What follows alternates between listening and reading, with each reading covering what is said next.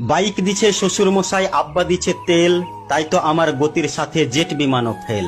দুর্ঘটনা ঘটলে ঘটুক, আমার কিসের ভয়, গেলে যাবে বাপ শ্বশুরের, আমার কিছু নয়।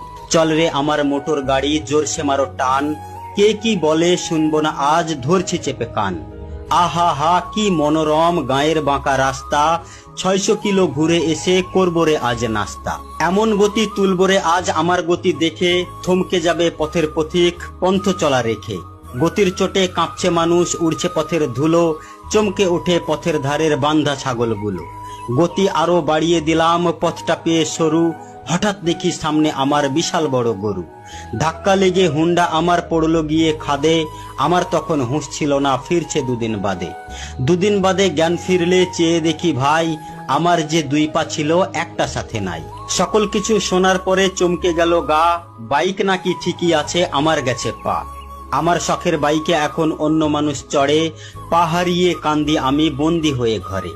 ঘরে বসে ভাবি যদি পাটা পেতাম ফিরে, তিড়িং বিড়িং ছেড়ে আমি বাইক চালাতাম ধীরে। মনেরে বলি মন, যদি তুই বুঝতি 2 দিন আগে, তবে কি তোর পা হারিয়ে পঙ্গু হওয়া লাগে।